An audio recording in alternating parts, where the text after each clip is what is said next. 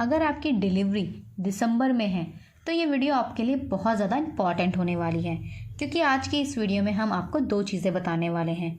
Number 1 कि आप अपनी डिलीवरी को कैसे सरल और आसान बना सकते हैं, किन बातों का ध्यान आपको रखना है। नंबर 2 डिलीवरी के बाद आपको अपना और बेबी का कैसे ध्यान रखना है और कौन सी ऐसी बातें हैं जो आपको जाननी ज़रूरी हैं। नमस्कार, स्वागत है आप सभी का बेबी केयर फैमिली पर। आज की ये वीडियो आप सभी के लिए बहुत ज़्यादा खास होने वाली है, क्योंकि इस वीडियो में आप डिलीवरी और डिलीवरी के बाद अपना ध्यान कैसे रखना है, इन दोनों के बारे में ही जानेंगे। तो आइए अपनी वीडियो को हम शुरू करते हैं। दिसंबर के महीने में डिलीवरी है, तो दिसंबर का महीना बहुत ज़्यादा ठंड का होता है।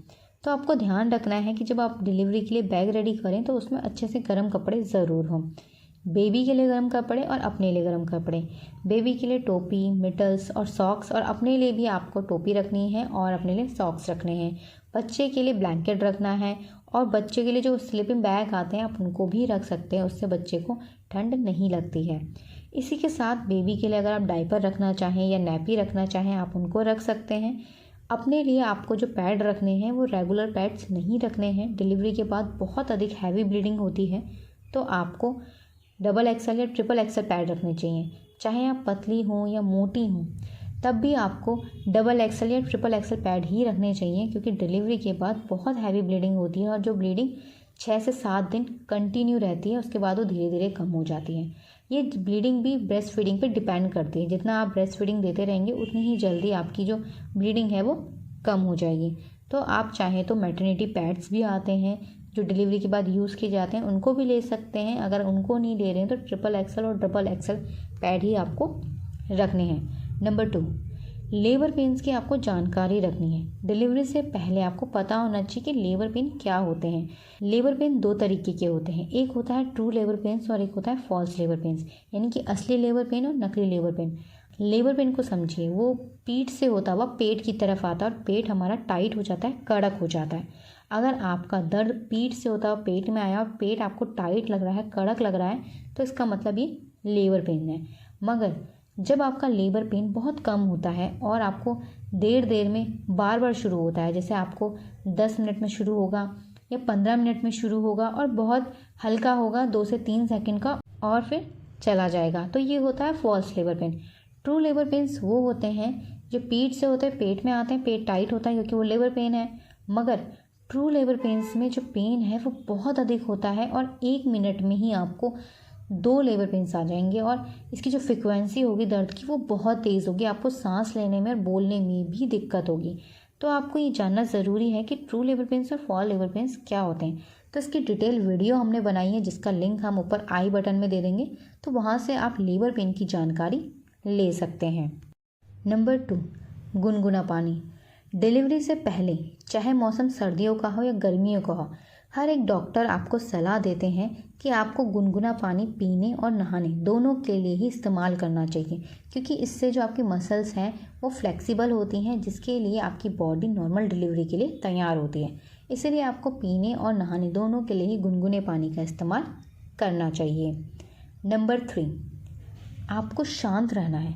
जितना ज़्यादा आप शांत रहेंगी उतना ही आपकी डिलीवरी में आपको मदद मिलेगी, क्योंकि जब हम बहुत अधिक डरते हैं तो हमारी मसल्स में टेंशन पैदा हो जाती है, जिसकी वजह से हमारी नॉर्मल डिलीवरी के चांस कम होने लगते हैं। इसलिए बहुत ज़्यादा ज़रूरी है एक महिला का शांत रहना, क्योंकि अगर आप लेबर पेन के बारे में पहले से जानते होंगे तो आप डरेंगे नहीं। इसलिए आपको कुछ जानकारी पहले से रखनी चाहिए। इसके बाद आपको शांत होने के लिए क्या करना है, शांत रहने के लिए क्या करना है, योगा कीजिए, मेडिटेशन कीजिए, वॉक कीजिए। ऐसा करने से आपका मन शांत होता है, आप रिलैक्स होते हैं। इसी के साथ आपको गहरी सांस लेनी है, ब्रीथ इन ब्रीथ आउट करना है, आपको अपना मन शांत करना है। आप चाहे बुक्स पढ़िए, कुछ म्यूज़िक सुनिए, गर्भ संस्कार सुनिए, इससे अपने मन को शांत रखिए। बेबी आने वाला है, बेबी के बारे में सोचिए। डिलीवरी के बाद आपको अपने बच्चे की देखभाल कैसे करनी है, कैसे पकड़ते हैं, ये सारी चीज़ें आप सीखिए, ताकि आपका जो मन है वो डरे ना, आप नई नई चीज़ों में अपना मन लगाइए। नंबर 5 खजूर। डिलीवरी से पहले आपको खजूर ज़रूर खाने चाहिए। अगर 1 महीना पहले या 2 महीना पहले से आप खजूर खाते हैं तो नॉर्मल डिलीवरी के चांसेस बढ़ जाते हैं। बहुत सारी स्टडीज़ बताती हैं कि खजूर खाने से नॉर्मल डिलीवरी के चांसेस बढ़ जाते हैं। इसलिए एक प्रेग्नेंट महिला को डिलीवरी से 1 से 2 महीने पहले खजूर का सेवन ज़रूर करना चाहिए। नंबर 6, देसी घी। सर्दियों में हर कोई देसी घी खाता है। अगर आपकी डिलीवरी होने वाली है तो आपको देसी घी ज़रूर खाना चाहिए। देसी घी नॉर्मल डिलीवरी के लिए तो मदद करता ही है, साथ ही आपकी बॉडी को हील और रिकवर करने के भी काम आता है। आपकी बॉडी में स्ट्रेंथ बनाता है, इसीलिए देसी घी का इस्तेमाल भी आप कर सकते हैं। आप दूध में देसी घी ले सकते हैं, आप दाल में ले सकते हैं, आप सब्जी में या रोटी में, या आप हलवा बना के या लड्डू बना के भी देसी घी को ले सकते हैं। नंबर 7, आपको अपनी डाइट में लिक्विड चीज़ें बढ़ानी चाहिए। लास्ट टाइम पे हमें बहुत ज़्यादा कॉन्स्टिपेशन हो जाता है, जिस वजह से हमें कोई भी खाना पचाने में दिक्कत आती है। तो आप अपनी डाइट में लिक्विड रखिए, लिक्विड डाइट ज़्यादा रखिए। आप पतला पतला खाना खाइए, हल्का हल्का खाना खाइए, हर थोड़ी देर में खाना खाइए, ज़्यादा पेट भरकर मत खाइए। सबसे ज़रूरी बात, आपको अपने डॉक्टर के पास जाके अपना अल्ट्रासाउंड कराना है, बच्चे की पोजीशन चेक करनी है कि बच्चे की पोजीशन हेड डाउन आ रही है या नहीं आई है, बच्चे ने हेड डाउन पोजीशन ली है या नहीं ली है। डिलीवरी से पहले कुछ ज़रूरी टेस्ट होते हैं जो आपको कराने चाहिए। आपको अपने डॉक्टर के साथ लगातार कांटेक्ट में रहना है, उनसे बात करते रहनी है। कोई भी अगर आपको परेशानी लगती है या कुछ भी आपको दिक्कत महसूस होती है तो आपको तुरंत अपने डॉक्टर से बात करनी है। अब बात करते हैं कि डिलीवरी के बाद आपको किन बातों का ध्यान रखना चाहिए।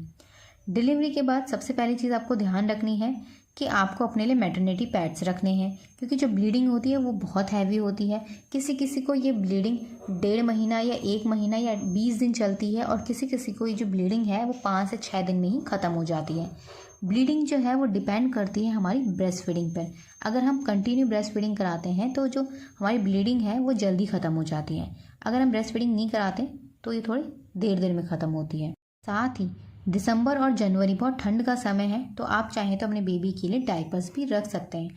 डायपर का एक फ़ायदा होता है कि डिलीवरी के बाद हम भी बहुत ज़्यादा कमज़ोर हो जाते हैं। हमारा बेबी हमारे साथ सोता है, रात को अगर हमारे बेबी ने शू कर दी या पॉटी कर दी और हमें नींद आई है, हमें पता नहीं चला, तो बेबी को इससे इरिटेशन हो सकती है, इससे बच्चे को ईचिंग हो सकती है और रैशेज़ हो सकते हैं। तो अगर आप डायपर यूज़ करते हैं तो इससे बेबी को गीला नहीं लगता, और गीला लगने से बच्चे को ठंड लगने का भी खतरा होता है, तो इससे भी बच्चा बचा रहता है। तो आप चाहें तो डायपर का इस्तेमाल भी कर सकते हैं। डायपर पहनाते हुए आपको कुछ बातों का ध्यान रखना है कि जो डायपर है छोटे बच्चे का स्पेशली, वो 2 से 3 घंटे के अंदर आपको चेंज कर देना है। बच्चे ने पॉटी की है या बच्चे का डायपर ज़्यादा भर तो नहीं गया, इस चीज़ को आपको हर आधे घंटे में चेक करना चाहिए। डायपर पहनाने से पहले आपको अपने बच्चे को ऑयल ज़रूर लगाना है, चाहे कोकोनट ऑयल लगाएं, देसी घी लगाएं, या कोई और ऑयल आप बच्चों के लिए यूज़ करते हैं आप उसको लगाएं। बच्चे की जो प्राइवेट पार्ट है उसको अच्छे से क्लीन ज़रूर करें, चाहे आप नैपी यूज़ कर सकते हैं या आप कॉटन का कपड़ा यूज़ कर सकते हैं। डिलीवरी के बाद एक महिला बहुत ज़्यादा कमज़ोर हो जाती है। अगर हम अपना ध्यान नहीं देते तो आगे चलकर हमें बहुत सारी प्रॉब्लम्स का सामना करना पड़ता है। हमें बाद में बहुत अधिक दर्द होता है, जोड़ों में दर्द, घुटने में दर्द, कमर में दर्द। अगर हम अपना अच्छे से ध्यान रखते हैं तो हमें ये सारी प्रॉब्लम्स नहीं होती हैं।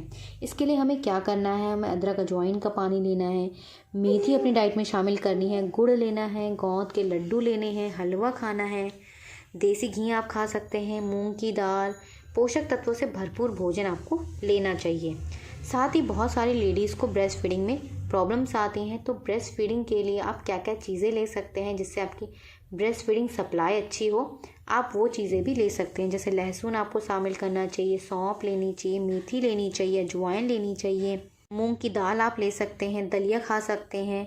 आप जितनी लिक्विड डाइट ज़्यादा लेंगे उतनी ही आपको ब्रेस्ट फीडिंग में मदद मिलेगी। डिलीवरी के बाद माँ और शिशु आपस में जुड़े होते हैं। अगर माँ को कोई दिक्कत है या माँ को ठंड लग जाती है तो उसका सीधा इफेक्ट बेबी तक पहुँचता है। इसीलिए आपको डिलीवरी के बाद अपना भी उतना ही ध्यान रखना है जितना आप बेबी का रखते हैं।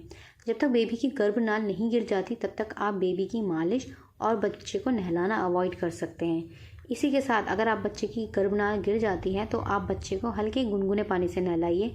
उस पानी को आप गाल पर डाल के चेक कर सकते हैं। अगर वो गाल पर डालकर आपको ठीक लग रहा है तो उसी से आप बच्चे को नहलाइए।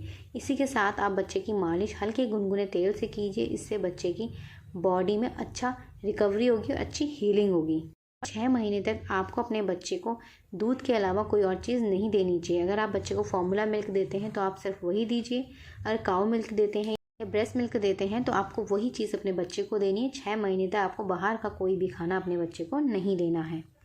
इसी के साथ आपको अपने डॉक्टर से भी कंटिन्यू कांटेक्ट रखना है। डॉक्टर की सलाह और राय के बाद ही कोई भी चीज़ खानी या करनी है। आशा करती हूँ हमारी इस वीडियो से आपको मदद ज़रूर मिली होगी। तो प्लीज़ इस वीडियो को लाइक कर अपने दोस्तों के साथ शेयर ज़रूर कीजिए ताकि उनकी भी हेल्प हो सके। कोई भी सवाल या सुझाव हो तो प्लीज़ कमेंट करके ज़रूर लिखिएगा। अगर आप हमें फेसबुक पर देख रहे हैं तो प्लीज़ हमें फॉलो ज़रूर कीजिएगा। अगर आप हमें यूट्यूब पे देख रहे हैं तो हमें सब्सक्राइब ज़रूर कीजिएगा ताकि प्रेगनेंसी और पेरेंटिंग से जुड़ी ऐसे ही इंपॉर्टेंट वीडियोज़ आपको मिलती रहें। हमारी वीडियो को पूरा देखने के लिए आप सभी का धन्यवाद। मिलते हैं आपसे नेक्स्ट वीडियो में, तब तक के लिए अपना ध्यान रखिएगा। धन्यवाद।